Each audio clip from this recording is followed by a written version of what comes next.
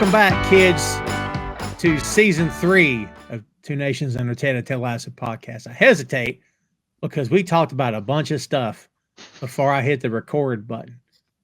Some of it was pro wrestling, as we've been known to do. Some of it was Game of Thrones. Some of it was other stuff that we're not going to get into here. No. Yeah, because it's weird. And this isn't that kind of show. If you follow us, you know that's not the kind of show we have here. Tom Clark here with you as always, joined by Jay Luft and Joe Higgens. And we are back, kids, today for episode number 9. And I expect someone to be going number 9. It's okay, you don't have to. But guys, you've made it. Look, we've got 3 left after today. Well, 4 counting the recap, and we are done as you can be, at least for now. And as we have went through this process, more and more bits of news have been released. By the time you see this, it could be official. Mm-hmm. So I won't release too much because then it'll have some weird time traveling effect and you won't know what's going on. Because right now we're probably woefully behind versus anyway, it gives me a headache. We'll just leave it alone. That's all that. Newspaper. Yes, right? Flash killed in 2050 or whenever it was. All that to say this, whatever happens, we'll be here for it. This is the podcast that never ends, baby. Nope. We're going into episode 9, Joe. Let's start with you. What do you think going into this one? What's your thoughts? We're in the home straight now. Plot lines are coming to a head. We've only got 3 episodes left, and we've got a lot of stuff to cover. This is one of those ones, though, with the peaks and troughs thing. This is a very, very heartfelt and sentimental episode for a number of reasons. Not just what happens with Colin, but also Nate's seeing like the scales falling from Nate's eyes and seeing what he has given up for his quote unquote dreams. And also there's other things in there as well, but that's the main takeaway of this. But it is a very much not a lot happens in terms of the team. But this is a very character and story based episode, which is I think the better ones of Ted. Yeah, it's been about a week since I took notes and watched this again, so I'll have to refresh myself as we go. But I don't remember this being a slapstick heavy episode. No, a lot of drama. Very little string around genitals on this one. Right, yeah. Ouch. By the way, Jay, as Joe referenced, we are in the home stretch. What do you think about this episode going into today's review? Yeah, I think to kind of like echo what Joe said, like it's definitely there's a lot of character development. Like there's a lot of characters kind of grow into where they're going to be on the last episode at this point. And yeah, it's not just like not a lot of characters that you'd think. Obviously, like Roy's like a really big one. Colin's massive in this episode, and Nate as well. Like they're kind of like the 3 big sort of like characters you sort of follow around in this episode. Yeah, it's a really, really emotional episode, and I forgot how. Because there's parts of like each bit where like I thought this happened at different parts of the series. I didn't think it happened all in this one episode. So it was like rewatching, like Jesus Christ, yeah, what's going on here? It's like the Iron Claw. It's like, come on now, we can't keep having this. Yeah. Wow. Yeah, for real. I'm with both you guys on this one. I think there's every episode of Ted has jokes. That's what they do. It is a comedy drama on its best day, and it's got a lot of inspirational stuff in it, and some life lessons peppered in. But we can't forget these guys are very, very good at being very, very funny. And but when there's a time to get dramatic, as this episode is, they take it, and they should, because as you said earlier, Jay, world building and driving characters and whatnot, we get a lot of that here. So yes. I'm here. But again, with Ted, it never feels forced in. The emotional beats never feel forced. It's always a natural progression of the thing. I noticed when we get to it, a very subtle thing that I'd never noticed before. And I don't know whether it's only because they do it in this episode, but It's now means I'm gonna have to go back and rewatch them just so I can see if I'm right. Yeah. For every revolution, there is Let It Be, right? And you got rocker, ballad, rocker. You know what I mean? That's kind of how I compare it. So I evolve. I don't revolve. Yeah. Very good. Very good.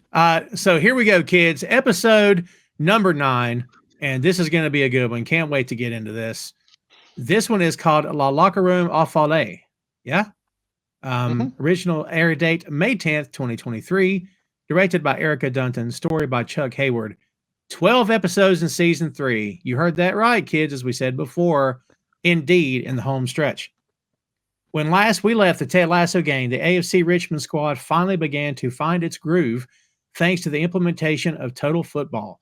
Keeley was forced to confront a hacking scandal as explicit content of her was uploaded to the internet, and Jack's misguided efforts to help did more harm than good, ultimately leading to their breakup. Nate's relationship with Jade continued to blossom as Isaac discovered the truth about Colin's secret, and Ted was faced with the possibility of Michelle and Jake getting engaged, permanently closing the door on their relationship. We open on a training montage. The guys are all smiling, hitting their spots, and getting it done. L'Arcade Aux Folles from the musical of the same name by George Hearn, Donald Pippin is the opening music. So it already feels like a musical. This musical has actually been twice adapted to a film version. It tells the story of a gay couple and the craziness that occurs when their son introduces his family to his fiancée and her ultra-conservative parents, which already sounds hilarious. I'm just not a musical guy. You know what I mean? Watch Birdcage with Robin Williams. It's the same film. Is that what it is? I thought we'd talked about that before. Yeah. It's just the French version of it. The Robin Williams one's fine because it's Robin Williams doing big Robin Williams stuff. Yeah. Yeah. But there's no songs in that. I don't think. There you go. It's been a while. Yeah. I'm not into it. We know the farce. folks. It's just a farce. It's a classic farce. We know the folks behind this show love musicals. I just can't get into it, man. Not seen the right ones yet. Maybe that's what it is. So there's a lot of fans in the stands. We've talked about this before. This is a callback to previous episodes. Did you guys notice how the crowd is growing like crazy here too? Yep, this is just their training sessions, and Ted invited everyone along, and it went from being Baz and Jeremy and them to now near enough a full stand of people now. Right, yeah. Which is weird. Yeah. Roy, Beard, and Ted are on the sidelines watching. This is really good stuff. Roy's saying, I didn't want to say it at the time because I'm trying to be less stuck in my fucking ways. Ted says, but I thought it was nuts to change our entire philosophy and style of play mid-season. Beard says, but Roy says, but it's fucking great. It's really good. Ted says, they're having fun. We're having fun. These folks are having fun. It's a whole bunch of fun. Beard says, this is the best line of the show. Beard says, I haven't seen 22 dudes have this good a time on grass since I saw the Grateful Dead jamming with the Black Crowes and Fish. Oh, that sounds good. No, it was terrible, but they were having fun. I can imagine. Just the worst bunch of jam bands. Yeah. Oh. Isaac scores a goal and the guys are really killing it. Jay, this might be and we always throw it to you for the football stuff because you're our football guy. But this may be more of a player question, but you may just have a feel for this anyway. If training is going extremely well, is that an indication of what you can expect in the game, or is it just are these guys truly playing that hard with each other? Are they easing up? Do you know what I mean? I'm curious. Yeah, yes and no. So you can see teams who say they're doing really well in training, and then they get on the pitch and it all falls apart. Which kind of happens in this episode, to be fair. I think one thing that they kind of try and emphasize is you can see they're all really enjoying just playing football. A lot of the time when you see a player who's playing really well, you'll see, like an example's Mo Salah for Liverpool at the moment. He's playing very, very well, and he's got a big smile on his face while he's playing the whole time, and you can see he's just enjoying himself, as well as, unfortunately for me, because I don't support Liverpool, being one of the best players in the league and scoring a ton of goals. But yeah, you tend to see it a lot of times when there's footballers who are just like not thinking about, oh God, we've got this, and just enjoying themselves playing the game. They'll always play better than when they're like hyper focused and like I have all this stress on me to try and do well. And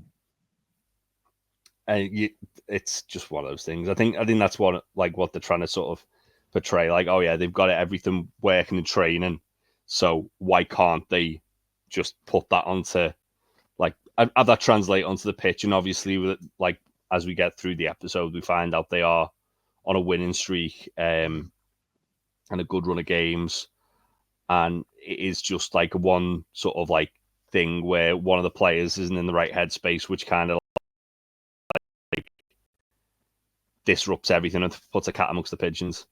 I like the way you put that. That makes sense.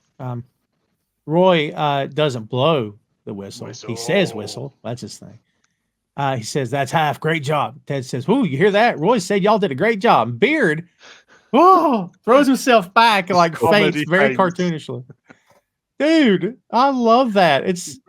I would say it's out of place, but it's not. But like the way they just kind of sporadically put those reactions in is hilarious to me. Yeah, it's just the little bounce shots of Beard breaking Beard's own sort of like kayfabe of himself a bit. Like, yeah.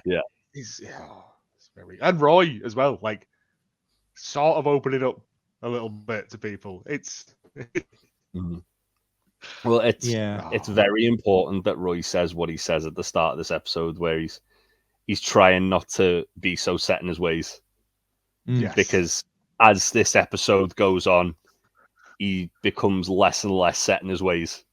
Ooh, that's good. Yeah. And it reminds me of the Zava episode when every time they mention his name, Beard did the that freaking sound he did. It was freaking great, man. That's what it reminds me of. It's a very cartoonish thing happening. Colin goes up to Isaac and says, "Nice shot, mate." Isaac doesn't speak and just walks off. Guys, I remember watching this for the first time, and I actually thought, is Isaac homophobic? Like, that kind of is where they were leading you, right? Is he just supposed to lead you? Yeah. Is he a macho Absolutely footballer? Yeah, for sure. Yeah. And you know what? Again, none of these people are real, but I remember being disappointed. Yeah. And I'm like, he's not real. Same. No, but you've got quite a good insight into them and, how they view the world as the show's gone on. And you think, Isaac seems fairly switched. Seems like a fairly switched on fella. You know what I mean? Like, but he definitely seems like one of the more sort of like purer in his morals out of the team. Yeah. Like when you look obviously with the Sam thing, and he got everyone together to like fix Sam's restaurant, and the thing with Keeley where he got everyone to delete the nudes. Like again, it's probably just them setting it up to this moment where then you have to question, is Isaac's morality where we think it is, or is it like, is it that he is a good moral person, but this is where he draws the line for him? That's it is. I think it's very much set up with the previous couple of episodes of him being the one. He's the captain. He's leads the locker room, but he's still a good enough man to not tell anyone as well. Yeah, because he could very easily have gone and blabbed to everyone, but he hasn't. That's true. That's the thing that always held me back a bit. Going, well, he's not told anyone, so there must be a reason for it. But it is set up so that you think, he just doesn't like gay people. And the bait and switch works. Man, does it work when the thing happens in the crowd. Whew. Can't wait for that. It really works then. Then you're like, oh, I get it. You know what I mean? Like it takes you a while to get there, but you get it. Yeah. So back in the locker room, Danny is doing Danny stuff, and he's sniffing his socks. And he says, "I Chihuahua. I can't believe that a grown man had to say that." Not had to say it, but I Chihuahua. I can't remember which pair is clean and which one is dirty. Sam says, "You bundle your dirty socks." Danny says, "Just because they're dirty doesn't mean they don't deserve to have a friend." Colin says he's right. After all, we're all mates with Richard, which is a great line. And then Rashad just kind of goes, which is good. They rip on Rashad so much in this episode. It must be his turn. Yeah. It must be his week. Yeah. Colin approaches Isaac and asks if he wants to get a beer and have a chat. Isaac says no and walks off. And then you're like, still? But then Colin suddenly smells something. He turns around to see Danny, who says, I shows the dirty socks. Oops. And he walks off. Oh, man. Doesn't go and change them. Just, that's me for the day. Yep. Oh, well. So Rebecca and Keeley are in Rebecca's office. Rebecca says, so have you heard from Jack yet? And Keeley says, you know how you're never supposed to write another text to an unanswered chat or an unanswered text? And she says, of course. Oh, God, you sent a double text. Then she scrolls through Keeley's phone, and it's just nothing but blue. That's a lot of blue. A lot of blue. So much blue. She says, I know. It's like I got diarrhea of the thumbs or something. It's a great line. Ted walks in and says, when girl talk turns into girl hug, you know that either means something horrible's happened or absolutely nothing at all. And that's a callback to probably, I think, season 2 or season 1. I think it's season 1, isn't it? When they first start to make friends, Keeley and Rebecca. Yeah. But Ted brought this made me laugh. Ted brought biscuits. And I brought some for you, Keeley, as well. And it's just got 40 quid in there. Yeah.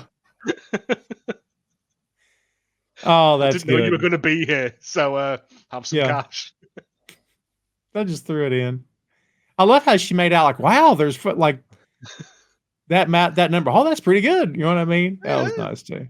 Mm-hmm. Ted tells a story of first she wants to go on a break, and now the old digital Irish goodbye, which is a term I never really understood because I got a buddy back home named Seamus O'Malley. Boy, if that isn't freaking stereotype, I don't know what is. Oh, but he's got a big old potato head, yeah.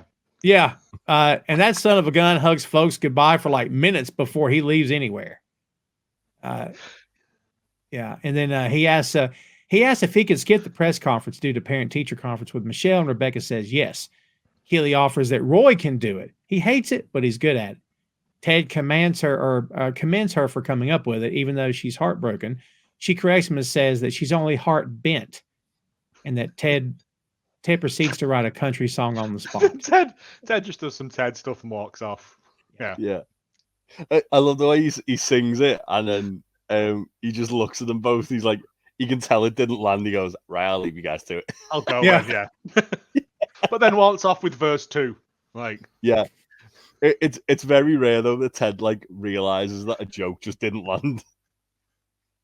I like to think that in the script for those bits it just says Ted does Ted stuff in parentheses, and they just figure it out. Yeah. I feel like Sudeikis is very good at like improv, so I think I feel like it's him like fully embodying the character, like Alan Partridge. Like, there's very little separation between Steve Coogan and Alan Partridge, I don't think. Or you can fully get inside the skin of him. Like, so I think that's the same thing with Sudeikis, is that he's made this character from what was an advert for a TV commercial, TV commercial, into like a fully fleshed out person. So I think to do that, you have to workshop it and get into the Ted space. Support of Ted headspace. It only took us 3 seasons for me to say this out loud for some weird reason, but I'm not a full-time SNL follower, really. I think the last time I followed religiously when it was Farley and Sandler and those guys. But like, this show makes me want to go back and look up Sudeikis' stuff. You know what I mean? He had some good stuff on SNL. I watched quite a lot of it during the pandemic and was just like, funnily enough, that's kind of what got me interested in Ted Lasso, because I saw that and I was like, oh, Jason Sudeikis is in that. Oh, cool. Nice. And, some very good sketches. By the way, Hit Monkey, if you still haven't checked it out, it's so good. I'm a big advocate for Hit Monkey. Keep me in the chat, though. Dude, you hear him talk and you're like, that's Ted. He's not even trying to do it. It's like Ted talking, and he's an assassin. It's awesome. It's very disarming. I'm telling you, he's very disarming. Well, that's the thing, though. Whenever I see Jason Sudeikis in anything now, it's just going to be Ted being that person. Like William Shatner when he was T.J. Hooker. That's just Captain Kirk come to Earth to be a policeman for a week. Like, I love that we got a T.J. Hooker reference on this show. Come on. Probably the that first could time. be an episode of Star Trek as well. That's the funny part about Yeah, it. they could go to the cowboy planet or the gangster world. Like, Yeah. That's awesome. But it's the same with Steve Coogan. Whenever you see Steve Coogan and stuff, it's always Alan Partridge being Tony Wilson. Like, it's never Steve Coogan doing acting. It's always Alan Partridge doing a bit. That's how I view it, and because they're just so synonymous with them in my head now. I love Steve Coogan from Tropic Thunder. It's just a very small part, but like love him in that movie. So Keeley and Rebecca see Roy in the hall, and Rebecca says, "Speak of the devil," and he just goes, "Okay." Like that's all. You know. I don't think he understands the saying. No. Yeah. Oh, yeah. It's the way he goes, "Okay, Keeley." Yeah. Rebecca says, "I need you to fill in for Ted at today's press conference if that's okay." Roy goes, "Fuck no." No. And then he's like, "I mean, why can't Ted do it?" Like he sees that's the boss you just said that to, right? Yeah. And then she didn't say anything. He goes, "I mean, I'd love to." And Rebecca's like, "Wonderful." They just walk off, and of course he goes, "Fuck." I heard that. That was awesome. Yeah. So great. I love Roy and Rebecca's like chemistry they have on screen. Like you don't see them in many scenes together, but whenever you do, they're just like gold together. Yeah. Yeah, they have a different dynamic too. Like also, as they walk away, Keeley gives him a little turn as well. Oh, that's Roy, right. She does. Yeah. Well done. Yeah. It's a different thing with those two because like Roy's just used to doing whatever Roy wants. And like, Rebecca's gone, fine, whatever, he's getting results. But if I ask you to do something, and Roy doesn't know how to deal with being told what to do. Yes, good call. Yeah, really good call. We switch gears, kids, and go to West Ham, to Nate's office specifically. Jade has brought him lunch, and Derek has allowed it as long as she brings him something with a West Ham logo. So then Nate goes nuts, and he gets her an armful of crap, including his coffee cup, which he just throws the liquid out. Yeah, mouse mat, like a scarf, load of random tap. He's just got around his office. Yeah. Which technically shouldn't be given out program for the next game. It's like break and release. Well, hey, this is yet another sign that the old Nate's starting to come back because, like, you know what I mean? This is a sign, I think. The way this starts is quite funny, isn't it? Because she like does the whole like thing where she gets his name wrong. Like that little running joke they have. Yeah. And he's instantly, because he doesn't look up, he's like, "It's Shelley," and then thinking it's like one of his underlings, and then he looks up and realizes it's Jade, and then he goes back to like giddy Nate. Very good. Yeah, it's very good. Again, there is a little bit later on. It's a little split screen thing where you see his phone, and he's left a 2.5 minute voice note, and she's left 5 seconds. I did notice that. Yeah. So he's just done his Nate thing of rambling on, and she's just gone, "Fine." Like, that's it. Like, I think that sums it up perfectly. Like, he's back. Nate's back. Like, This is the last vestige of old Nate being washed away this episode when we see what happens. What's good here is that Rupert comes in and sees him kissing a little bit. He's immediately creepy, makes her skin crawl. She greets him by saying he introduced her, and she says it's worthwhile to meet you. Which I found she's tremendous with these. She sees right through his bullshit. Backhanded comments. But this was the thing I didn't notice until before. When they're kissing and stuff, the music in the background is starting to, and then as soon as Rupert's about to appear, the music changes very subtly and changes into like a minor key. I totally missed that. No, I only listened to it, and every time he appears in this episode, the music subtly sort of alters. I feel like it's a bit more noticeable in this episode because it's literally like Nate's sort of shift from being like old Nate to the Nate that Rupert wants him to be. Yeah, it's just a very, very little. Oh, that's quite well done, and you wouldn't notice it until I was like, rewind that. Yeah, it just subtly changes into a sinister tone. Yeah, until you're watching it under a microscope like we are. Well, yes, there is that. But yeah, he's just awful to her, and it's like fair play to her. But the other thing as well is obviously like Rebecca says, like he's got a way where he can just charm anyone, even if like you think he's like a complete creep, he'll find a way to charm you. And he does that in this scene where he like goes, I'm really good at dialects. You're from this part of Poland. She goes, oh, yeah, actually I am. And you see she's sort of like warming around to him, but then obviously he starts like talking down to Nate again. And it's just like, she's just like, oh, no, fuck this guy. But for a moment. Yeah, there is that. It's all superficial. It's all surface level with him, though, as we've said before. It's a big old power play, isn't it? Everything he does. But when he leaves, she's like, he seems rich. Yeah. It's like, she's got no time for him. Like, she knows, she sees him for what he is. There are undertones of this scene that, in some weird way, suggest to me that, God, there is so much ability for this guy to be a real person. Like, he is insanely charming.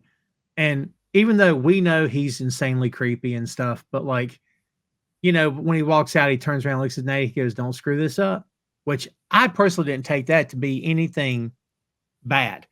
I think it just seemed like he's smiling and stuff. And I'm like, he seems close to being a normal person, but then if you know the character, you're like, he's so far away from being anything that's good. Oh, he's so freaking evil.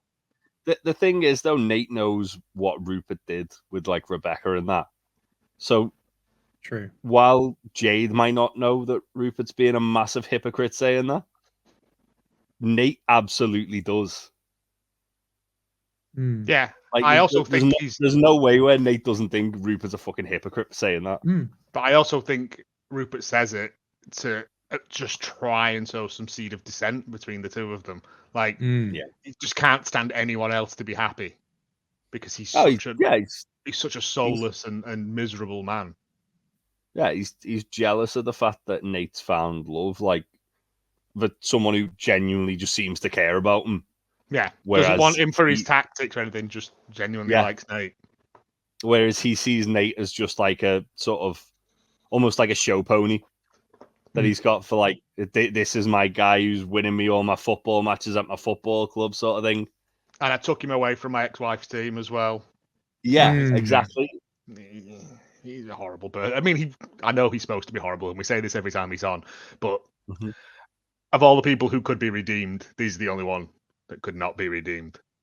Because he doesn't want to be. He's happy being a slime ball.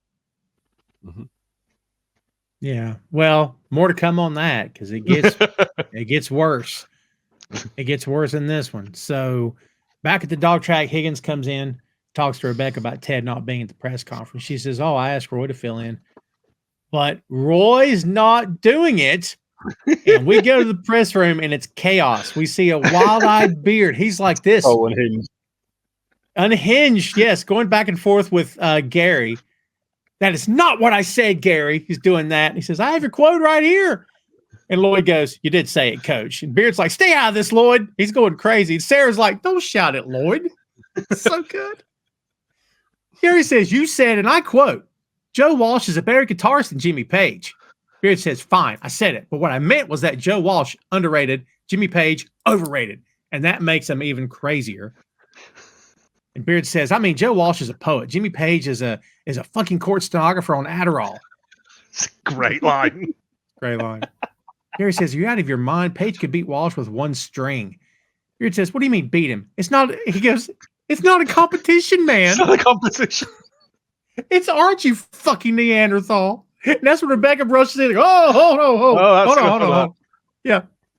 And Higgins is dragging Beer from the table. And as he's going out the door, Stairway to Heaven is a glorified fingering exercise, and you all know it. Awesome. He's right. But yes. Yeah. They're not even talking about the game. Like, no. But then also, like, Higgins has to stand at the glass because Bear's trying to get back in. That's right. Yeah. Against the glass. Oh my God. And then Rebecca tries. She's like, "All right, well, I'll do the press conference then." And they immediately ask, "Who is your favorite '70s rock guitarist?" Yes. It's not even about this. Oh, and everyone in the gallery just leans forward, waiting for her answer. You see that? They're all leaning forward. And then when she's out, Rebecca and Higgins are out of the room, and she's like, apparently she said the guy from Cream, which is like, what? Eric Clapton. Yeah, exactly. Yeah. But that she like said the guy from world Cream, famous which is guitarist, awesome. but the guy from Cream, which Awesome. is not whatever.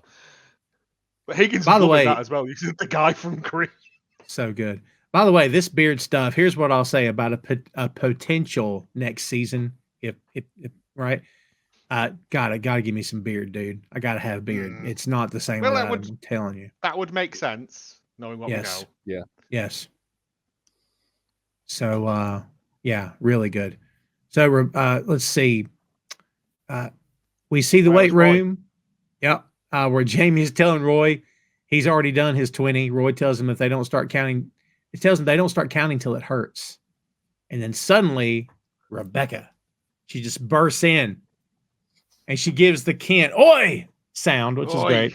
Kent, get your hairy arse in my office now. And storms out.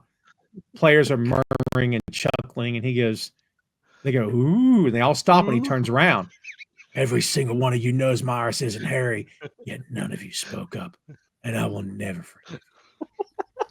What a great freaking line. And he's serious, too. He's so angry as well. He's so angry about this. Yeah. It's great.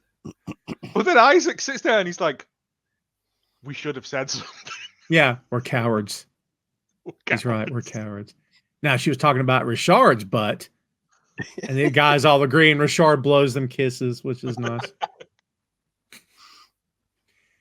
Colin sees Trent in his office, and he goes in to talk to him. Ted's on the phone with the parent-teacher conference as Colin shuts the door, and he tells Trent Isaac knows. And Trent says that Ted's son is failing science. Scandal. He obviously knows that they're talking about Isaac. He says, how did he react? He goes, not good. He won't talk to me. Trent says, give him a minute. You shouldn't have to, but some people need it. Don't forget, you've known you were gay for years. That line, it's one line by one character in season 3. God, that's well written. That's so well written to me. He says, no, you know you've been gay for 20 years. And then Colin's like, oh, no, I knew from birth. I came out of my mother and never looked back, which is a brilliant so good. Line. Yeah. Well, yeah. And he thanks him and he walks out. When the door opens back up, Ted is being Ted on the phone. And we can hear Michelle saying they need to let the teacher go because he's just doing the Ted stuff. He's doing bits. Yeah, he's got puppets, I think, at some point. Oh, man. In Rebecca's office, Roy says, what the fuck is your problem? She goes, oh, wait, I know this one.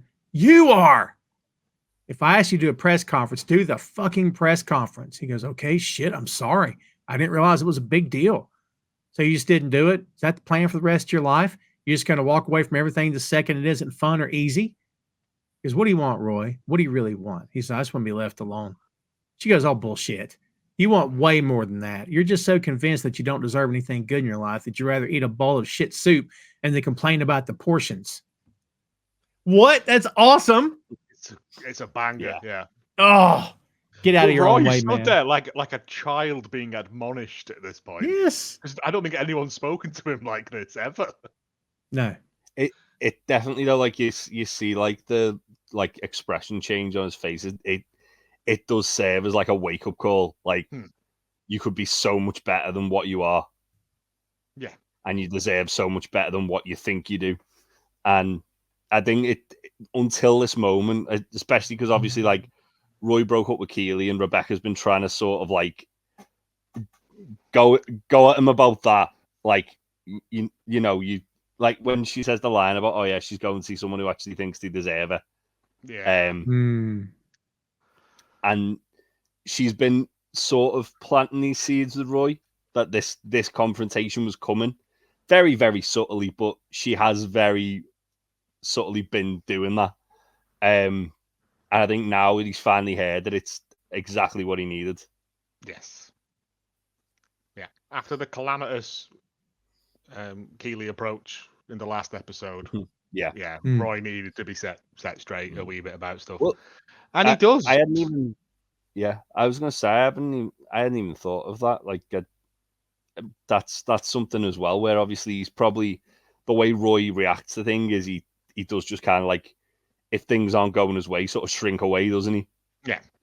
And he's probably like at not an all-time low, but he's probably at a massive low after the whole thing with the Keeley stuff. And then it's like, well, yeah, you need something to kick him up the arse here.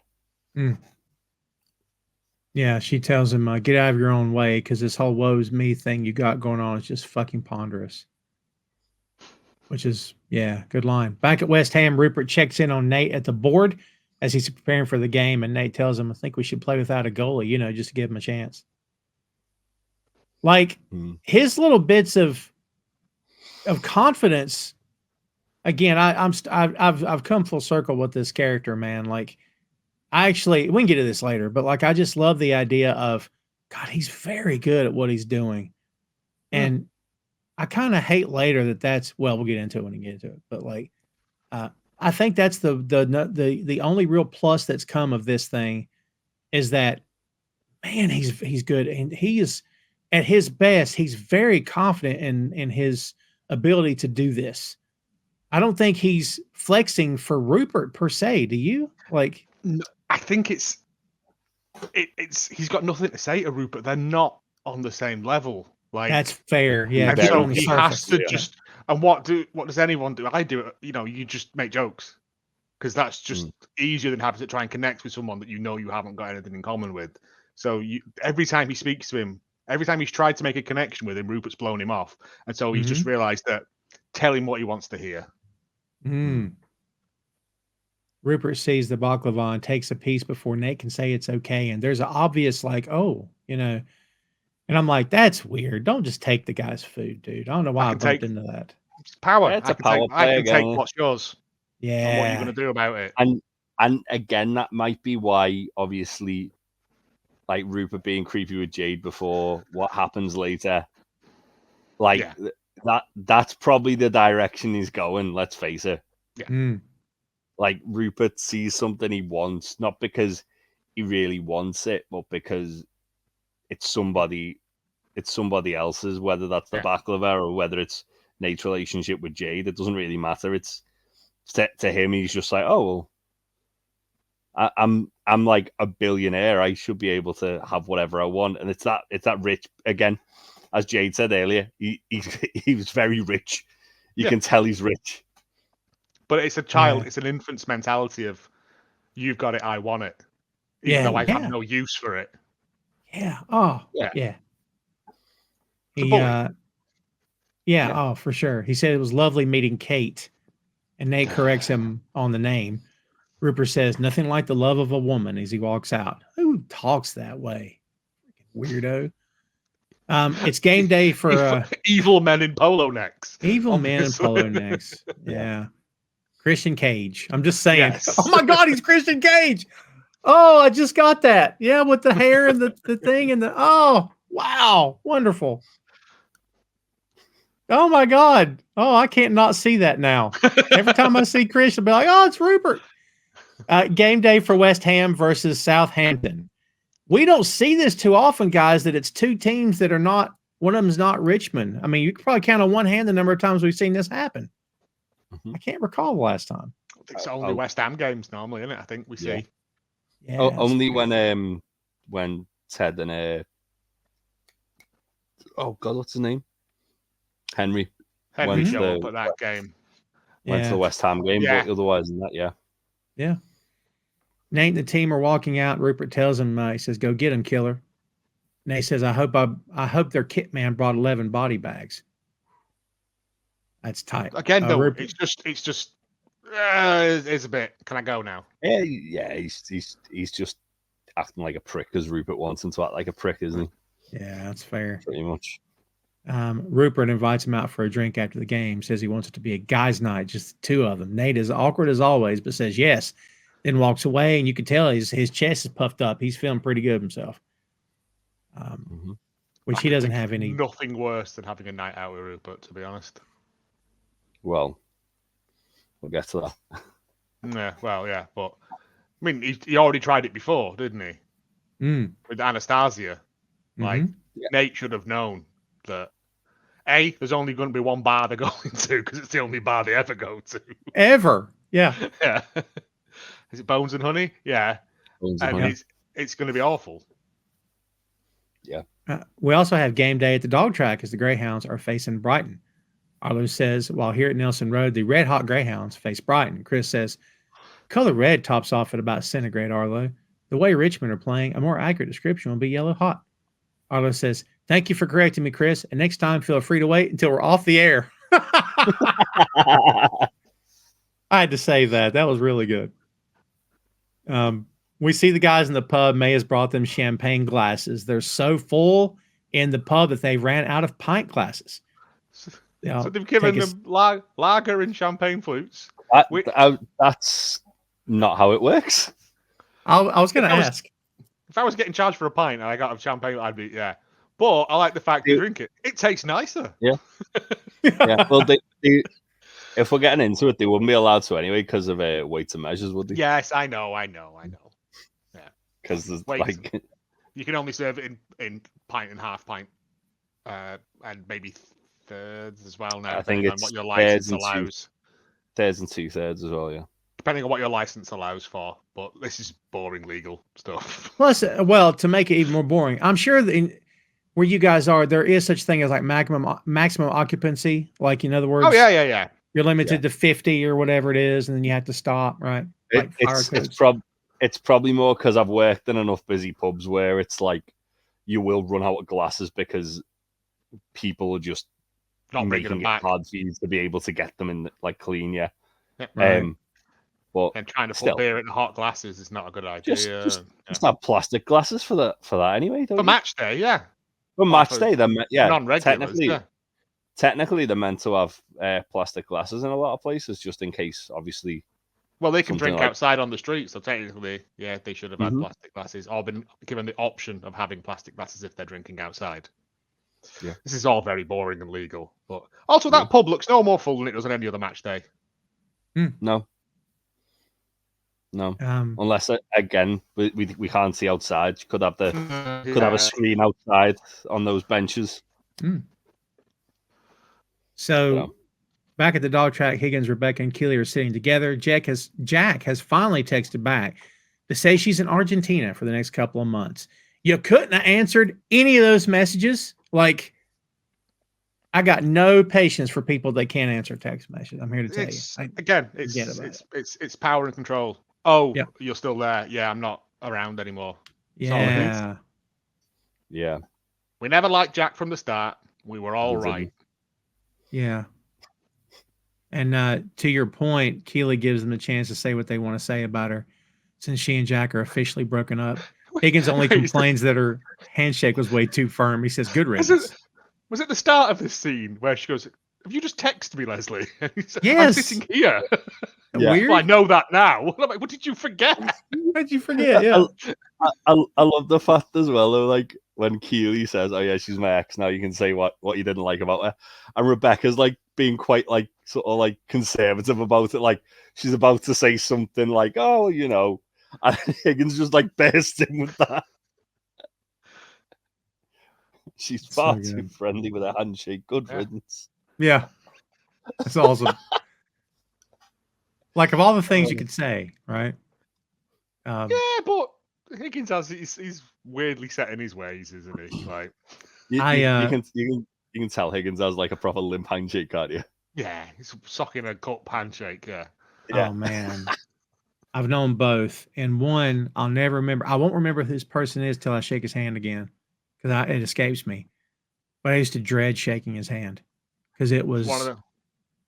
I mean, it's almost like he didn't know how to, or like he'd been working a plow for 20 years. Because like, you don't stand a chance. Like, you're dead, man. You know what I mean? Like, it's like it's like Superman with General Zod in Superman 2 crunching his fingers. You're like, oh, Jesus. Probably the best tactic then is just go, because they won't do it again.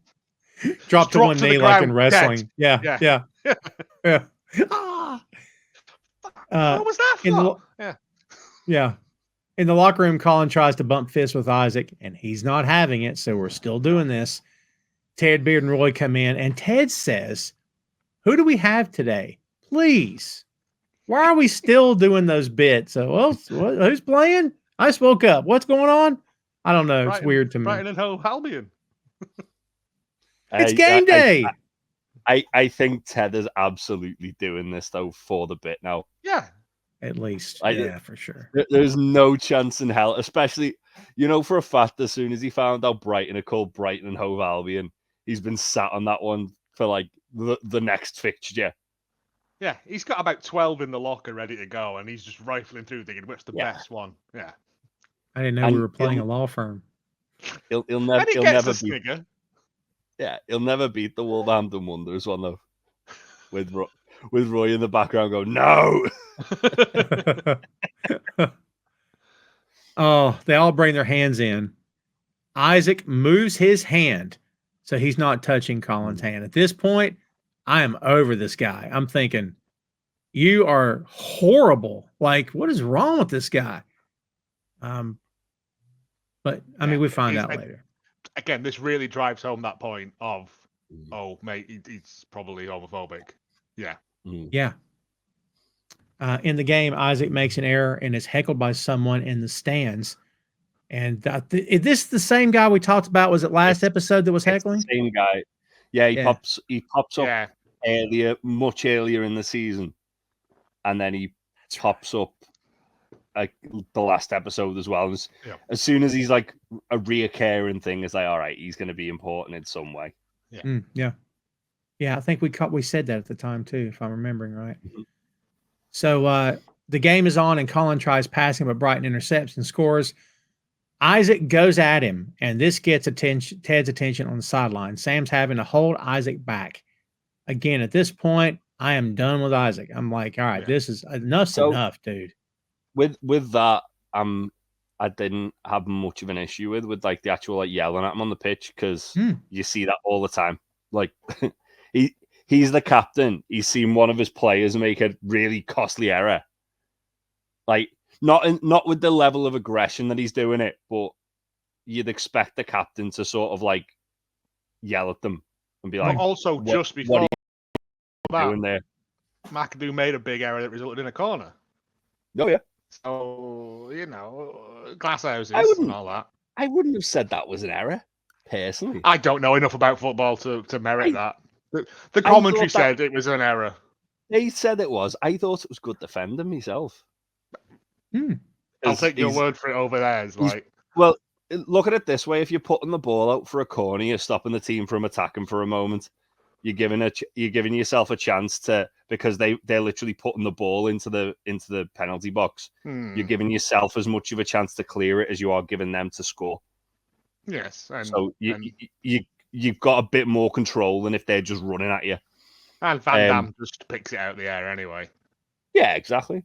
Which Jamie thanks him for. And then he goes, no, it's Van Damme. And he's like, okay. And plus, does Jamie not know he's been called Van Damme for ages now? Right. I think Jamie's ignoring it because it's a Zava thing. Oh, all right, fair enough. And plus, that's my logic behind it. We know Isaac's behavior is exacerbated by his frustration with Colin. Yeah. Mm-hmm. Of course. So Colin passes to Sam. Sam back and forth to Danny. They go for a score and they don't get it. The heckler's still going off from the stands. And as they're leaving the pitch, he suddenly says the F word. And it's not the F-bomb, kids. It's the other F word. It's the other F word. It's the bad F word. You notice that Colin stops for half sec and then just keeps walking because he's not heard it directed at himself, but he knows what it means. Yeah, I think Colin's probably like desensitized himself to it. Like it's one of those things like we spoke about it in the past where there's not many openly gay footballers for that reason, because they know they're gonna just unfortunately get that level of abuse. And until someone's kind of like in that position where they can bring more eyes to it, it'll never go away. Sadly, it'll never change. Unless like you call people out, and a lot of clubs are brilliant with that, where they will ban people for any kind of hate speak at all. Yeah. But yeah, it is. I think they did a very good job of kind of like showcasing exactly what players go through with this. Yeah. Again, it's that thing that we get to. It's like, yeah, you can go and boo and and Mhm. yell and stuff, but you can't. There's a line that you don't cross. Yeah. Same as wrestling. You can boo it, but you don't. You know what I mean? It's Mhm. it's they're people at the end of the day as well. Yeah, absolutely. But I don't. Again, I only noticed this when I rewatched it, that he's still got the old Richmond shirt on with the. Oh, so it'll be like an ultra. Well, no, he's got it Lovely. with the airline that Sam covered up. Oh, So he's got the I old shirt didn't on. notice that. Yeah, you see, it's just a little thing, and I thought Good catch, he's man. probably doing it on purpose because Well you know, done. Good woke. catch. Yeah. Yeah, he's the only one that has it too. I'm looking at it right now. Oh, good catch. Yeah. Well, like I think that's something as well. Like at football games, there'll always be like one mouthy prick who's just like not happy with the team, even if they're doing okay. And like they're only 1-0 down. They're against Brighton. Brighton are a good team, but they're not a team that Richmond can't like come back against, especially given the way they're playing. But yeah, it's like you do see people like that at football games, unfortunately. Not like well, sometimes throwing hate speech, but not like that. Just generally being angry at the team because. Why would you spend your money to go and watch it and be angry every week? Just I don't know. Ask Everton fans, mate. Go Laser Quest. I don't know. Just do something more productive with your time. Well, let's don't forget the word fan comes from fanatic, right? Yeah. So, that's true. As we know, Isaac ain't walking. He stops and he goes into the stands. For our American listeners, for our American listeners, you probably, if you know the NBA, you know about the Malice in the Palace, and it was between the Pacers and the Pistons at the Palace in Auburn Hills, Michigan. This took place on November 19, 2004, when Ron Artest stormed into the stands because something was thrown at him. There was a lot of jibber jabber going on. And I remember watching this in real time, stunned. I don't know that we'd ever seen anything in the NBA like that up to that point, but he goes into the stands. I think he was suspended the next season. I mean, heavy fines in place. There were other players involved. I mean, it was a mess. It was ridiculous. Jay, I'll throw it to you. You're a fan. How often do we see things like this? I know like maybe, I don't know, other countries are different, you know, the passion, the players and everything, but like, let's keep it to Premier League. How often do you see this happen? I can only think of it happening once. Is it the one you think, Joe? It's the only one I know of, yeah. That was what, like 96? It was ace. Yeah. So basically, Eric Cantona, who used to play for Manchester United and Leeds. Imagine a French Roy Kent. Yeah, that pretty much sums him up. Yeah. I can't even remember why I did it. A fan. The guy was yelling at racist, no, xenophobic stuff at him, I believe. Yeah, because he was French. Ooh. And he just basically like went and like claymored him in the crowd. Yeah, he just like sprinted over and just hoofed him. It was tremendous. I'll send you a video of it after this, Tom. Wonderful. It's insane. You do every now and again, like, so there was one actually, it wasn't Premier League, but it was international in the Copa America in Vegas, actually. I don't know if you saw about that. There was a game between, I think it was Uruguay and Argentina or Uruguay and Colombia. And essentially there was like a little bit of a fight between fans in the crowd, but it was in the section where like a lot of the players' families were. So like a ton of the Uruguayan national team like ran into the stand and started beating up these fans, like wow, who were like fighting by the families. Wow, it's like football warriors. This is great. Oh, it's insane. It's insane. Because I think a couple of those players got bans for it. I know Cantona got like what, it was like 18 months, wasn't it? Maybe 2 years. Yeah, he got a long. He got a big ban. Yeah. I mean, look, I'm going to ask this, and everybody's going to have a different opinion because everyone's different on this, right? But like, you two guys, I mean, is there a line? Like, should players? Because you always hear, like, "Oh, you're a millionaire. You played so much money. Get over yourself. You got to be above that. It's just words." Like, how much of that? How much of that's do you buy into, and how much of it's like, all right, that's enough? Like, I mean, obviously, we're not condoning players jumping to the stands in any sport, but still, like, where's the line at here? I think a lot of you're only human, aren't you? Yeah, sure. Words have meaning. Words have power. Like like I said before, you can say it, you can boo, and you can call them a knobhead and stuff, but there's certain things that you don't say. Like it's pretty easy. I've seen it at wrestling shows and stuff where people go too far with it, and you're like, mate, there's no need for that. Like, you can boo and call them a whammer and all of that, but you don't make it personal. You don't say certain things. It's The Simpsons. Daryl. It's that. Single tear. Yeah, I'm back and forth on it. I think there's a line. I mean, we've heard, and speaking of NBA, I know that there's been things in the past. Some people have the nerve to bring up girlfriends and spouses, and I'm like, you're 30 feet from the edge of the court. You know they're gonna and of course you're gonna get thrown out. You friggin' idiot! What are you thinking? Yeah. Like, and how much of them tickets you've just wasted to go and yell at a man who probably couldn't care less. Thank you. But yeah, it's the equivalent of those people who say stupid things on Twitter and then are proud of the fact that whoever they've commented on blocked them. Oh, they can't handle it. I just can't be bothered dealing with your nonsense, mate. This is what it comes down to. Yeah. You've been removed. I've still got your money. Yeah. Well, but I'm annoyed. I'm annoyed that Isaac didn't lamp him. Like, I was wanting something to happen.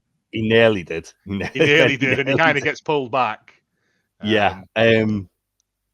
Yeah, I think the thing is, like, a lot of in football, this is mainly in Italy, it happens for some reason, is that, like, if there's any kind of, like, because there's, like, quite a lot of, like, racial abuse from fans to players in Italy, and if there's anything that happens with that, all the players just leave the pitch, refuse to come back on until either it stops or the fans remove. And it's one of those things where it's like, all right, one person's stupid actions costs everyone, but it also, like, sends a very impactful message that if you're going to do this, we're just not going to play for you.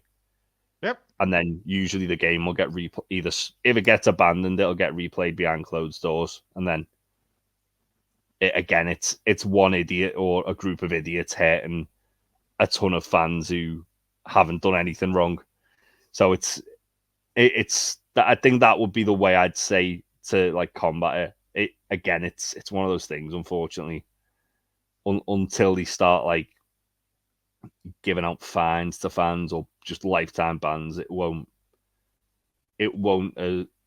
stop happening as much as it should. But they have banned people here, haven't they?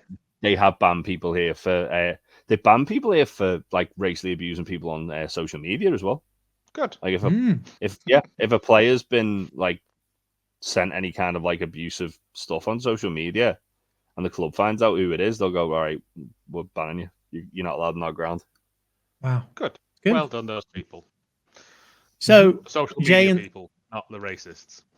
Right. Just wanted to clear that up. I'm not condoning racism in any way. Jay, in the real world, is Isaac suspended for the next game, or how's that work over there? Oh, he'd be much longer the next game. Well, really? He got a red card, so straight red. That's usually a 3-match ban. Oh, wow. Okay. But because of the nature of what he did, even though he's been given a red card there and then, that would probably end up going to, like, a tribunal, and they'd give him a much larger ban. As I say, like Cantona, when he went in the crowd and kicked that player in the head, the fan in the head, sorry, he was like, it was almost 2 years. Wow. Okay. So like Isaac not getting a massive ban is probably like a massive blessing for him. Well, yeah. Well, to be honest, the way the speed things moved with, like, the FA and stuff like that, he probably wouldn't have got it till the following season anyway. At that point. Because then Cantona's great when he went all poetry as well. When the seagulls follow the trawler, it is to get the sardines that fall from the net. All right, Cantona, you all right? I love I love Eric Cantona. He's fucking nuts. He's such a brilliant. lunatic. Yeah, he now hawks Stella, doesn't he? I think. Yeah. Cronenberg. Is it some beer? But yeah. But yeah, it's we'll send you the clip because the clip is brilliant, and when you understand the context of it, it's a tremendous kick as well. Wow. Yeah, he It's was like a also Power in Rangers that, leap. He's in that famous Nike advert as well, wasn't he? Where it's like the underground football club and Elvis was playing. Oh yes. He was like the announcer for it. Yeah, very very iconic player. One of the few football players I could name. Yeah. I can name more I could do in this show, for sure. I don't think most of these are real. Don't think Jeff Cartridge is a real person. Nope. I don't know. He's real to me, damn it. I'm just saying. Oh. The person sat next to him was, though. I assumed he was, but I couldn't tell you. Clinton Morrison, who used to play for Birmingham City. Immediately forgotten. Wasn't very good. Kind of a shit footballer. In the locker room, Ted is searching for the words to say here. He asks Isaac what the fuck happened. Isaac tells him a fan said something, but he won't tell him what. Sam backs him up and says it's the F word. It's the other F word. Yeah. And I love the way Jamie goes, "What fuck?" And then Sam goes, "No, the other F." He goes, "Fuck." Yeah, that's good. They all react to this too. And the guys try to brush this off, and Sam tells them it's nothing they haven't heard before. Isaac is beside himself and screams they shouldn't have to put up with this shit. What if one of them was gay? When he sits down and he's got his fist and he's like trying to control himself. So worked up and angry. It's brilliant. Colo Bocchini should get all the flowers for that scene. He's fantastic. Like, that's rage. You know what I mean? Yeah. Rage. So Isaac leaves the room, and on the way out, he takes off the captain. I want to call it Captain's Band. What am I calling that? Armband? Yeah. Okay. Yeah. And he gives it to Sam. Ted goes to follow, but Roy stops him. He's going to go talk to him. Jamie does this back and forth with Sam, motioning to the armband, and then Sam just flips him off. I love the way Sam's like, "You want this, but you gave it to me." Yeah. Jamie's like, I could. Hey, but I'll take it off you if it's too. Yeah. What's cool about that though is that they both want to lead the team. Like, yes, it shows like they're both on the same page. Where in previous seasons they would have been at loggerheads and Jamie would have like been a dick about it and took the armband off him. Here, Jamie's like, "Do you want me to do it, Sam?" And Sam's like, no, fuck you, I'll do this. Right. And I love that. That's so good. The guys are trying to figure all this out, and they assume that Isaac is gay. Jan Maas says that 10% of the population is gay, so they all believe there's probably more gay people in the locker room than Isaac. They all look around and start to look at Jamie one by one. And he goes, Jamie, I'm flattered. I'm flattered. I love that scene for some reason. That moment's awesome. Sam says, "Look, because it's Jamie. Like if season 1 Jamie, if that had been that, he'd have had a tanty. He'd have stomped off. I'm not gay. Yeah. Whereas with this, he's just like, no, but thank you. Yeah. Season 1 Jamie's not even. I think as well, like the way they're reacting to it is what makes kind of gives Colin the courage to then do what he does. Because he's looking around and he's seeing that they're actually like not like, "Ugh, what the fuck," and he's like, "Oh, these guys are going to be totally cool about this." Well, also Trent is burning his eyes into him as well. Like Trent is going. Well, now's the time if there's ever a time. Yeah, because they obviously want to try and get to the bottom of why Isaac's so worked up about it. Yeah. And they think it's because Isaac's gay, and then it's like, well, and Colin's like, "Nah, I can't let them all like walk around Isaac walk on eggshells around Isaac." No, Yeah. And also, you can't have him fall on your sword, sort of thing. Like, Mm. if you're gonna do it, now's the time to do it. You've seen how they've reacted. It's not a Yeah. problem. But it's just No Trent better- going eyeballing him. Like, I was like, let him have his No moment, better Trent. time. There's no better time to do it. And Sam Yeah. says we just need to support Isaac right now. But before Ted can say anything, Colin stands up. We cut to the kit room from all this with Roy and Isaac, and we know somewhere Will's probably hanging out because he's always in there. You also know you're going to get a big emotional punch in the face because we're in the boot room. This is where all the Yes. emotional stuff Well, happens.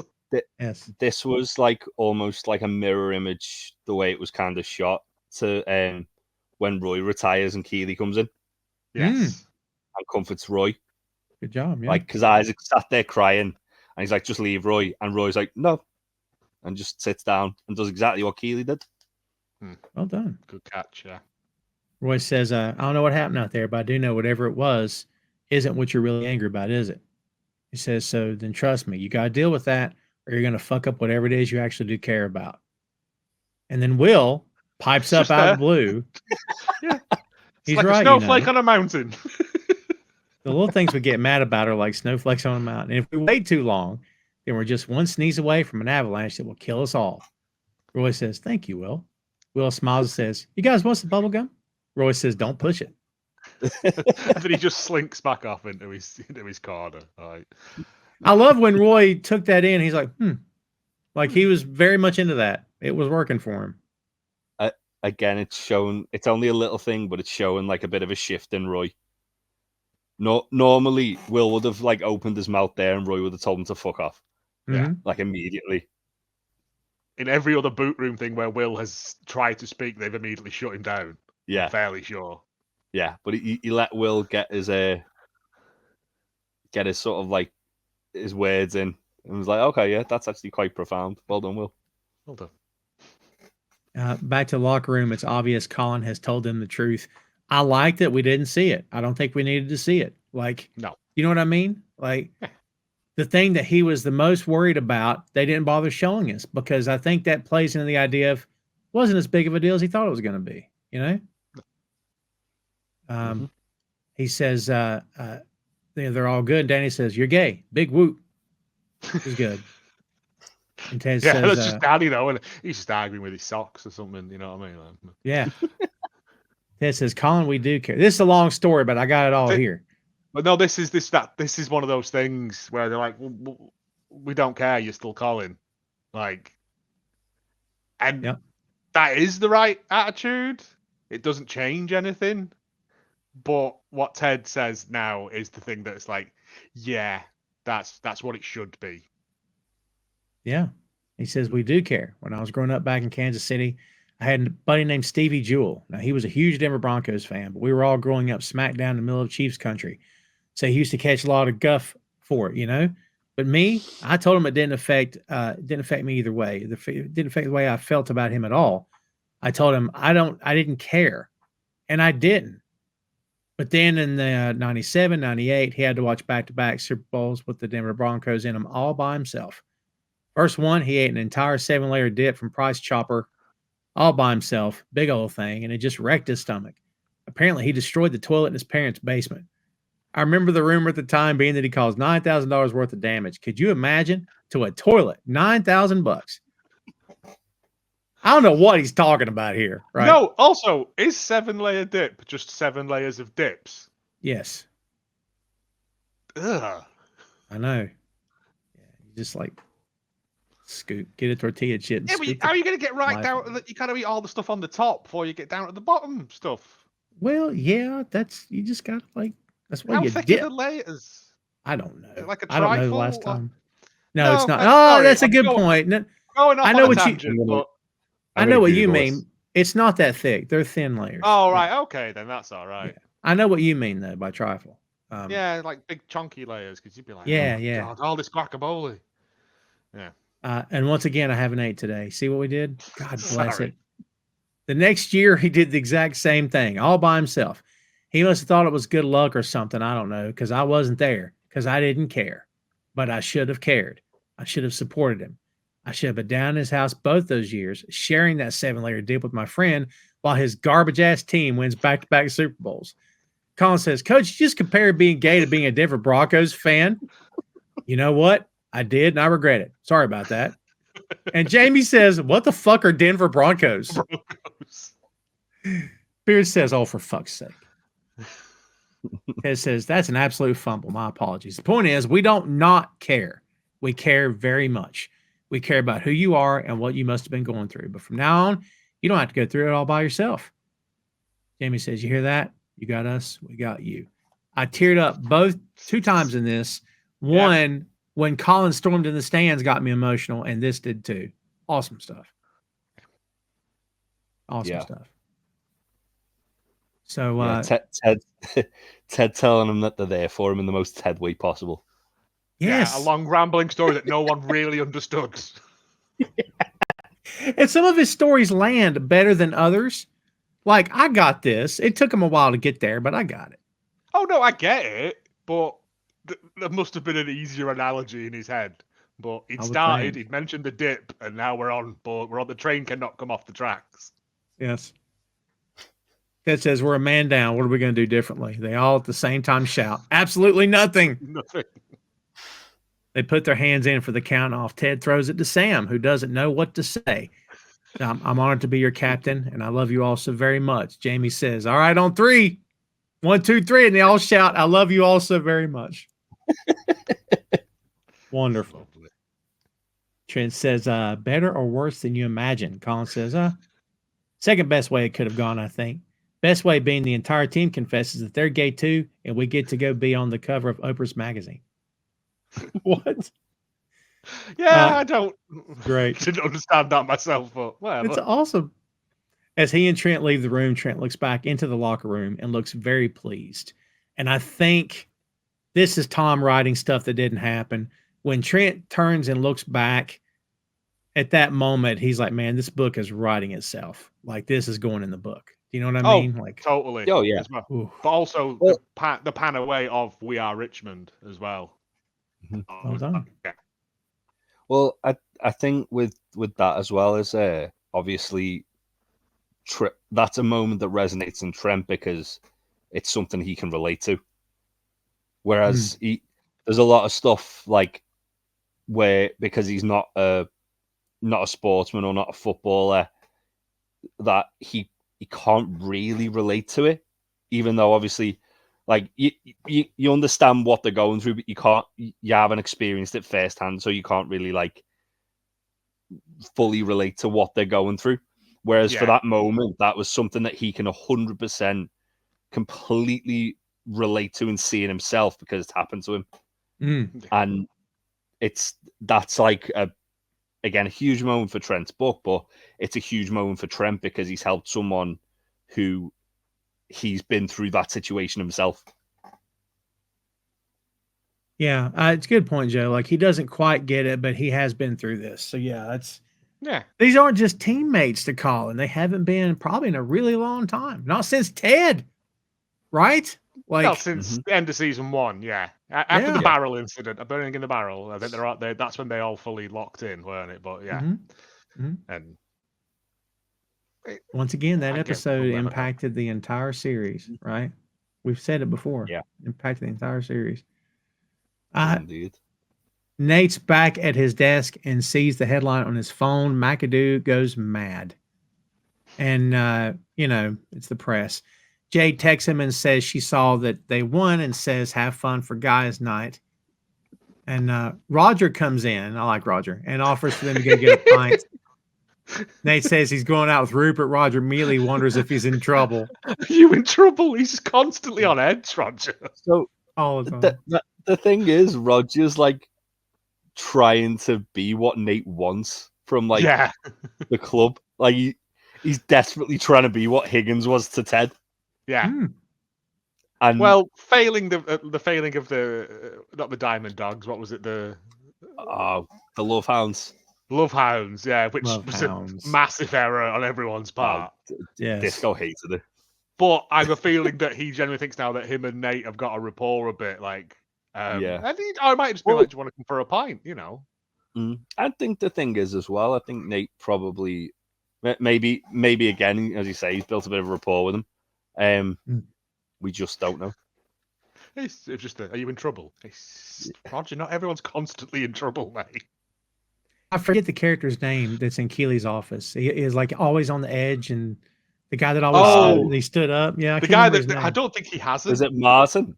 Martin or Alan, I think, possibly. Something like that. Yeah. But when Thingy leaves, who's coming with me? And he's sitting down. Right. Okay. Yeah, sit down.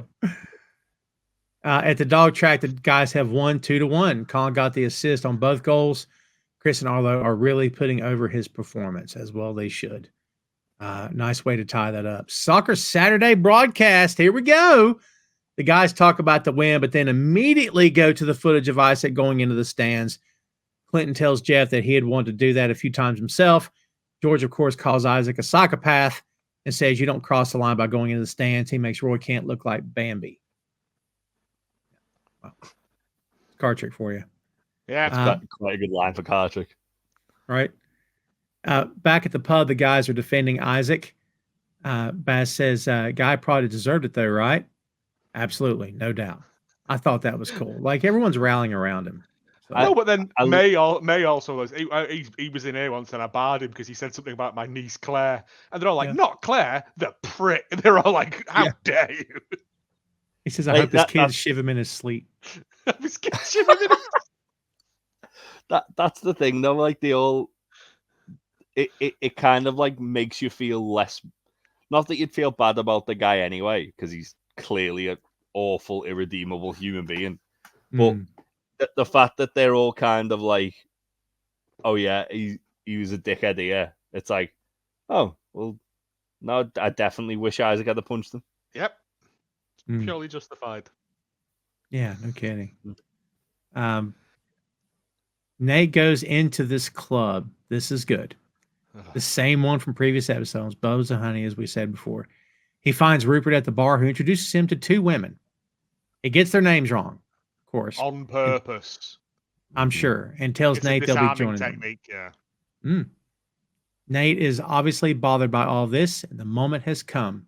The music is building up to it. The look on Nick Muhammad's face is all building up to it. And he just finally tells him, I have to leave. I couldn't do this. I wanted to come tell you in person. And then you can, like, he knows exactly what Rupert's up to. Like, you can hear Rupert saying, yeah, let's, the girl's going to be joining us tonight. Can we get the private room? You know exactly what Rupert's up to here. Sure. He's covering his fucking tracks, the prick. And I think as well, like, Nate here kind of like ditching him. It's like the equivalent of when Vader throws Palpatine down the shaft.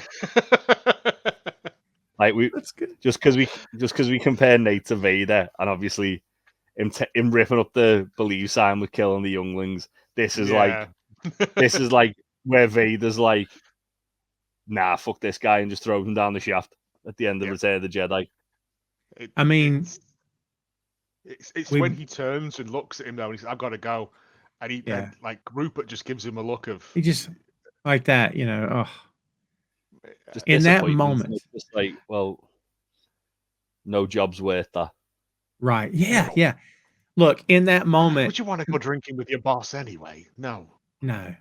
Well, Nick Muhammad, he's fantastic, but like in that moment, you're like, had he gone with him?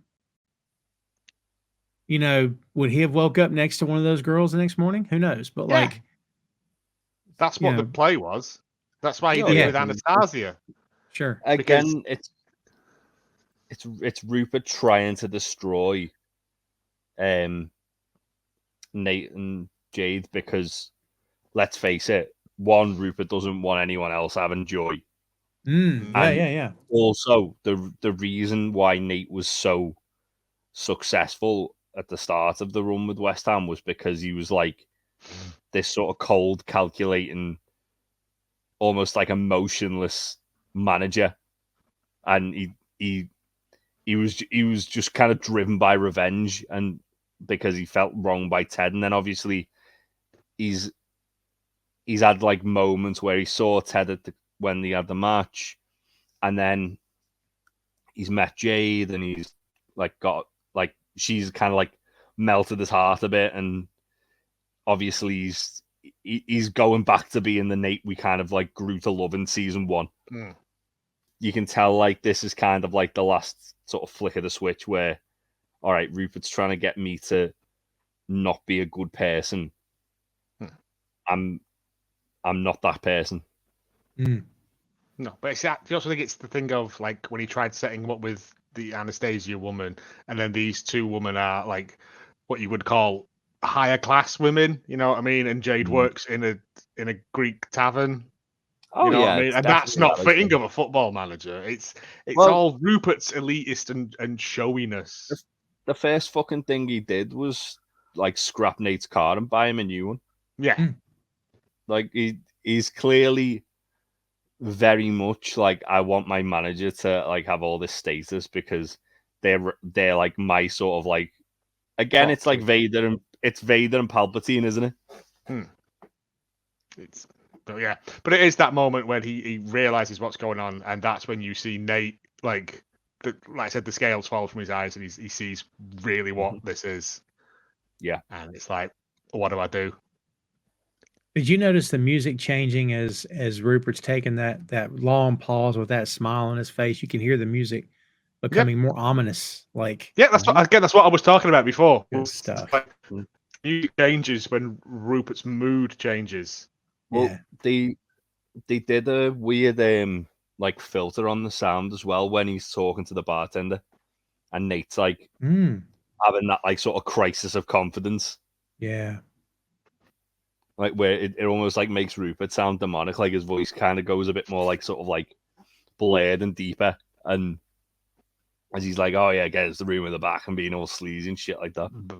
Yeah. But God bless him, he bounces. I've got to go, Rupert. Sorry, something's come up. Good for him. Because I mean, Jade's more important to him in the long run. Well, he's very professional about it as well. To be fair, he is. I'd rather come and tell you in person as opposed to like just standing you up. Yeah. And you know, Jay, well done, because the other Nate would have been like at a loss for words, fumbling, didn't know how to say it, but it didn't at all to me feel like something was wrong. It felt like he came there just to let him know. That was really good. Yeah. No, I generally think he thought they were going for a lads. They're going to have a couple of drinks, and that was it. And as soon as those women were there, Nate was like, "Oh, I know what this is." Sure. Yeah. And that's where he's like, "This was never about getting to know me. This was about trying to control me and make me your little underling." And I don't want that. When I was doing what you wanted me to do, I was unhappy. I was miserable. Now I've got someone, and you don't like that, and you're trying to take that away from me. Nah, pal, I'm out. And he goes home. And great moment, kids. All this is to say that we've almost got Nate entirely back. So it's good to see. Good. I love the analogy of throwing Palpatine down the shaft. That's good. I mean, we haven't done a Star Wars analogy in a while, so it's been a while. We would do one. Yeah, I haven't been able to, unfortunately. Yeah, I'll throw it in here. He just goes down to Jade's flat and just gives her a big hug, and it's just a really nice little. I'm sorry for what could have happened. Well, I think he's probably just like as well, like obviously realizing how much he means to him. Yeah, and because is it? I mean, they don't say he's quit the job, do they? At this point, no. But it'll be the next episode. That look that Rupert gives him is like, right, that's it then.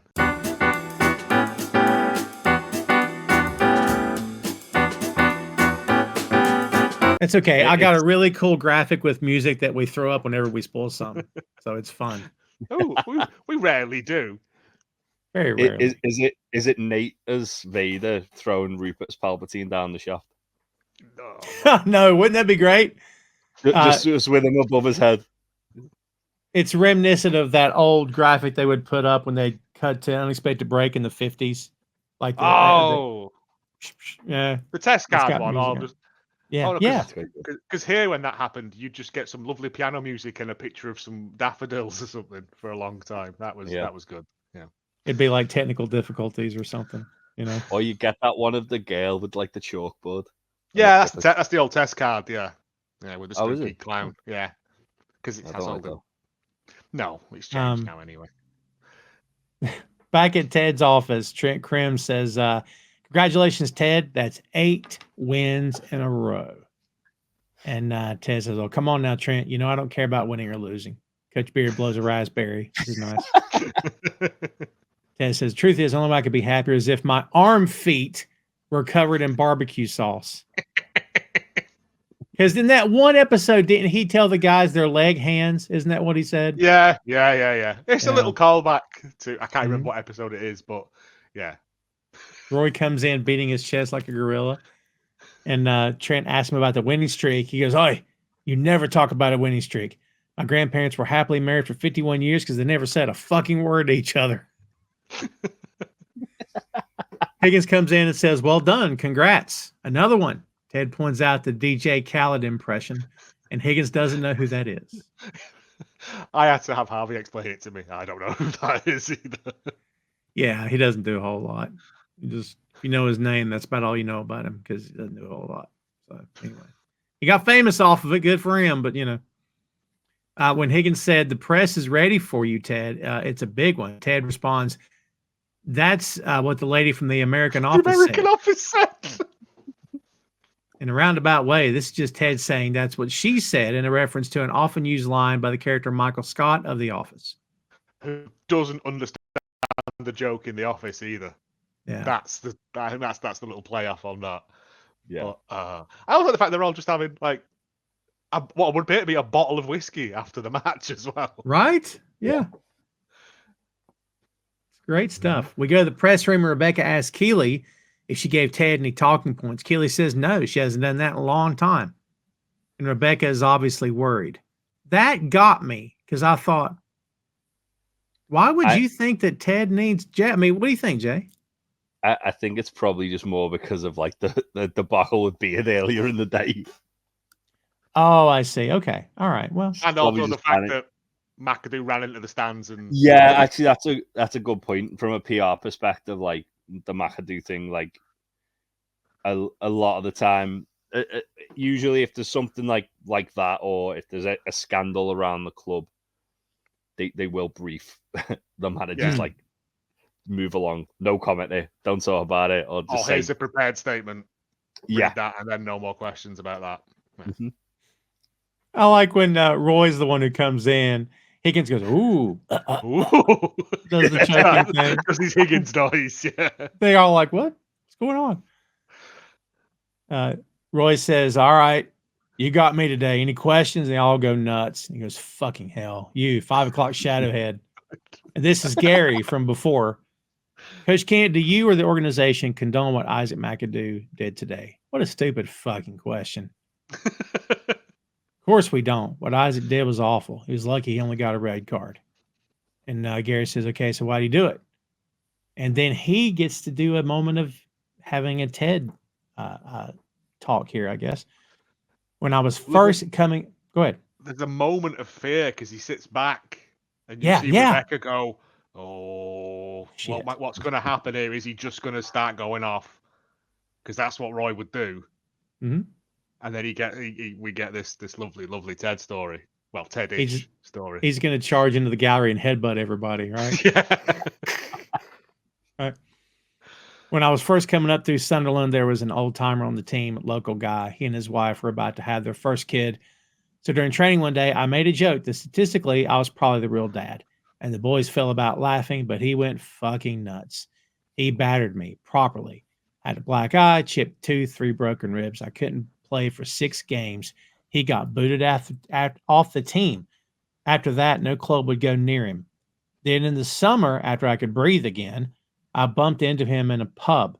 And I got the chance to say I was sorry for my stupid fucking joke. And he got to tell me that he and his wife had lost the baby. A month before all that went down. He hadn't told anyone, kept it all inside. All right, I got emotional 3 times on this episode. That was the third. No, this is one of those stories because it's just like what he says next is, awesome. He says, I get that some people think if they buy a ticket, they've got the right to yell whatever abusive shit they want at footballers. but they're not just footballers. They're also people, and none of us know what is going on in each other's lives.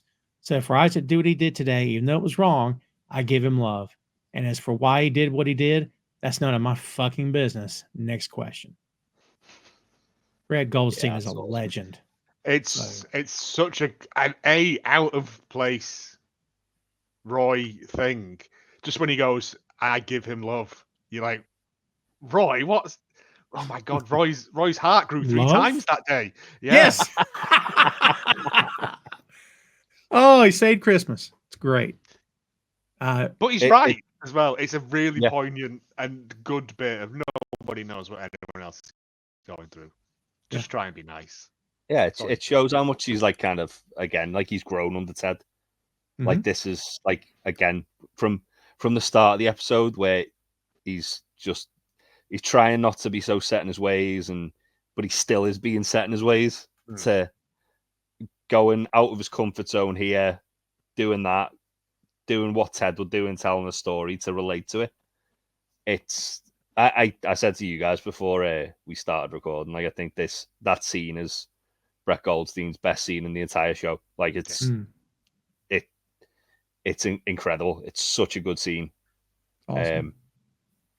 Yeah, he does a great job in it. That or him throwing the bike at Jamie in Amsterdam. But yeah. I just want it like when he's sitting still and then he just like goes over. That's the best. That's the best. How's that helping? Right. Yeah. How's that help you? He throws it to Marcus and he calls him New Trent. And Marcus says, Coach, let's talk about Colin Hughes. And Roy says, yeah, he's a hell of a player and a great man. I think we've underused him. Marcus says, I think you're right. Roy says, glad we agree. I prefer you to old Trent. Right. then he goes, you, Goblin King. Great. We go to Jade's place. Joe, this is what you're talking about earlier. She's reading. No, you're good. I got the book this time. I'm proud of myself. She's reading Kafka on the Shore by Haruki Murakami. The book tells the stories of a bookish 15-year-old Kafka Tamura who runs away from his Oedipal curse, and Satoru Nakata, an old disabled man with the uncanny ability to talk to cats. The book incorporates themes of music as a communicative conduit, metaphysics, dreams, fate, the subconscious. I feel smarter just reading that. I even understood some of the words. That was wonderful. All That You Are by Bear's Den is playing as Nate rings her doorbell. She asks about guys' night, and he just hugs her. And this is the point when I wrote, I think we just got Nate back. Yeah. That was what convinced me. Isaac shows up at Colin's place. Freaking thank God we're finally going to figure out what's going on here. And he answers his door, and Isaac, first thing he says is, you lied to me for years. What is it about me that made you think you couldn't tell me? Wow, that's strong. That's strong, dude. It's a great line. But also, he doesn't understand it's not about him. Yep. Yep. That's the thing that kind of made me go, oh, yeah, it's about that person's journey. It's not about yours. Like, yeah. Also, Colin has a glass staircase in his house. Saw that. It's dangerous. It sure is. Yeah. I think with Isaac, with this as well, though, it's like he wants to understand why Colin didn't tell him, but he needs to hear it from Colin to truly understand it, I think. Because obviously Colin's like 99% sure that you wouldn't have had an issue with it, but there's that 1% that was lingering that I was terrified. Because it shows they are like best mates. They probably been at the club together for years. They might have even come up through like the same academy. And like if they've come through Richmond's academy, then that's another thing completely as well. Because obviously they'll have known each other since they were children. Yeah. But yeah, you're absolutely right. Like it is Colin's journey, not Isaac's. But I suppose for Isaac, he's just like hurt that his mate couldn't tell him. Couldn't tell him who, and he's made it like kind of abundantly clear at this point that he accepts him for who he is, regardless of anything else. I get I get Isaac's point, but it's just when like Colin goes, it wasn't about you. It was about me not being able to tell you, like, because I didn't want to lose you as a friend, and like I said, I'm 99% sure you'd be fine with it, but yeah. He does say that thing as well, saying, "Look, I've kept that secret for like most of my life. You can't keep secrets." I told and he goes, "Yeah, no, I can't." Didn't even last a month. That's great. I'm glad they made up. That's pretty cool that they made up. Well, it's just when he like kind of stands there and he goes, "All right, we're cool," and he turns to leave, and Colin's like, "Do you want to come in?" Mm-hmm. Yeah. And it's again. Yeah, it's just a nice bit. I like Isaac giving him questions because this would make sense if you found out it. Well, maybe not now, but like I don't know what I'm trying to say, but like if you had a friend or something, you just naturally want to be curious. I genuinely think this is probably the first gay person Isaac's ever known. That's fair, yeah. Like that closely. He's hanged around with footballers, like, and as we've already established, some of them maybe gay but are too afraid to come out about it. Who else is he? You know what I mean? And it's the fact that he's asking questions that a sort of child would, basically. What is it? Is bottoms and tops sex positions or sleeping arrangements? Sexual positions, unless bunk beds are involved, then it's both. Would you ever shag a woman? No, I'm gay. I know, but what if you had to? What if you had to? 1967 Raquel Welch, my man. Who's the fittest guy on the team? I won't tell you, and you'd never guess. Bumbercatch? Yes. Like he guessed it. They think Bumbercatch is the fittest guy on the team. That's great. He says, what about team showers? How's that work? He says, I keep my head down. I think about global warming. I said, if I had to shower with a bunch of girls all the time, I'd definitely get boners. Grown man. It's fine. Whatever. Colin says, I love you. You can't say it, can you? He goes, no. But I do, yeah. Oh, stop it. Right. And then the show goes off with the same song we heard at the beginning, actually for the closing credits from that musical from earlier. Yes. Great, man. Freaking great. Like, I was just going to say, I can't remember when I was watching season 3 if the show had ended or if it was, if it was in the process of ending. I can't remember. But like it does feel like we're winding things up, doesn't it? Am I crazy? Yes. Do you know what I mean? Yeah. It really does. I mean, just one little bit there. That was from the end. Okay. Colin does say he's not going to tell anyone else. The team knows, and that's enough. That's right. Which means Trent can't use it in his book because Trent's already promised that he wouldn't out him. So he knows the team knows, but Trent can't use it in his book. But what Trent would probably do there for that like sort of moment would he'd probably do it with an anonymity. Oh yeah. But I'm saying he's like there is still that trust there. But Colin isn't officially out. Yeah. Although give it time. Oh yeah, give it time. Right. Once the cat's out the bag, it's very hard to get him back in. Yeah. He could write that scene and just reference purely what was said in the stands and just focus on that. Oh, as well as we know, like, but it's just that thing of Colin isn't fully all the way out yet. Sure. Mm-hmm. Yeah. Just because it comes in a bit later on, but yeah. Well, kids, don't look now, but that's episode 9. Holy cow, we got here. We got 3 left, and then our recap. And we're gonna, we were debating before we came on today if it will be the series recap or the season recap. Maybe it should be the season recap. Do it all. Well, we'll see. That's what I mean. Like if there's we've already spoke about season 1 and 2 in recaps, haven't we? I think it would make sense to talk about 3 and then kind of put a cherry on top by just talking about the season as a whole briefly. Yeah. Not the whole thing. Yeah, we'll see when we get there. Yeah. And we could fantasy book a season 4. Just saying. Yes. They take over a spooky hotel. I'm just excited about the next episode because I saw the shot from yes screen grab and I saw who's in it and I was like my God, one of our favorite characters returns. Yes. Spoiler alert: it's not Zabba. No. I want to see Bumbercatch running for political office. That's what I want to see. Do you know what I mean? I think that'd be great. I want a full blown like conspiracy nut like show with Oh, Bumbercatch. it's like a web series, yeah. Where he's got his own podcast and he's going down the rabbit hole. Yeah. Oh, because he will be definitely one of those footballers because he's already like made like illusions that he's into conspiracies and that. Oh yeah. He'd definitely go full David Icke, wouldn't he? Birds aren't real. Birds aren't real. Yeah, Danny and Richard can open up a wine and tacos place or something. I don't know. Which is strictly for swingers. Strictly for swingers. Like, there's possibilities. I like to see Danny as a bellboy in a hotel, getting up to antics. Yeah. I'd like to see where like Roy takes the stop. This is for another time. Everything. Yes. Well, takes the lessons he learns in this episode.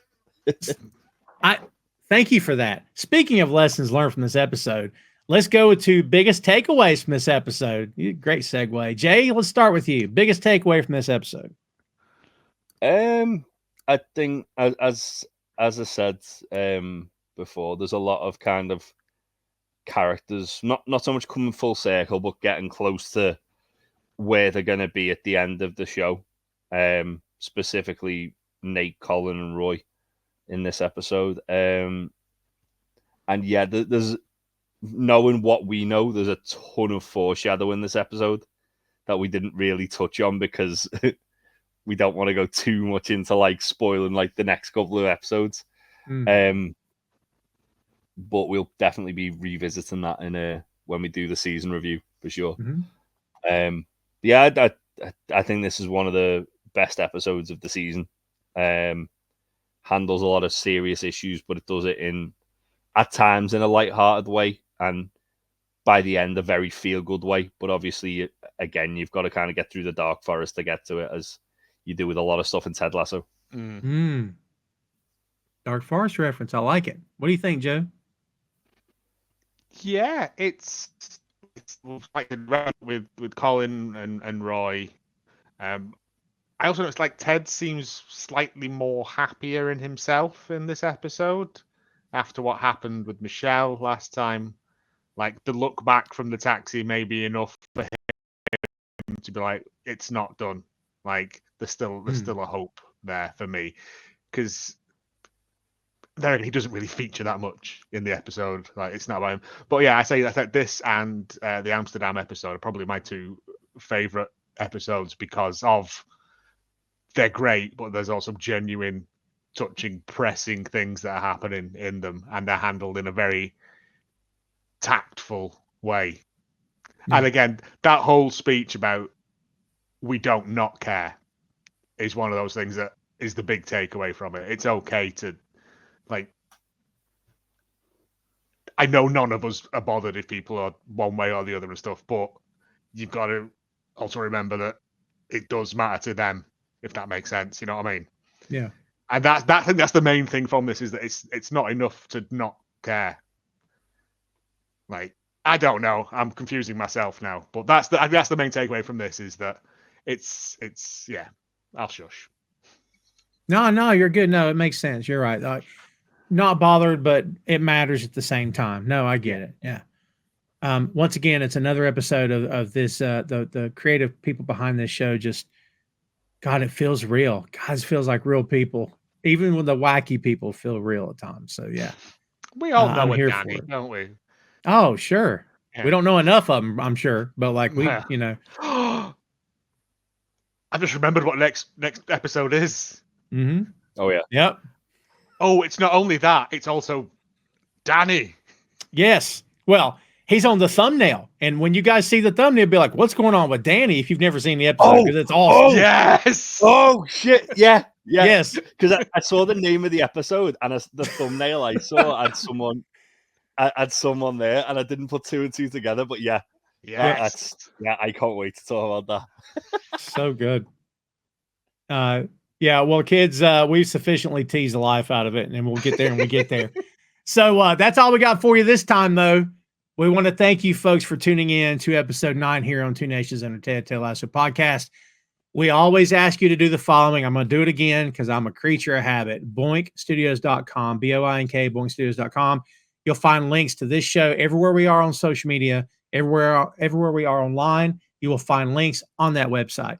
You'll also find links to Jay's show and also to Joe's shows as well, and my other podcast too, and all the social media is there as well.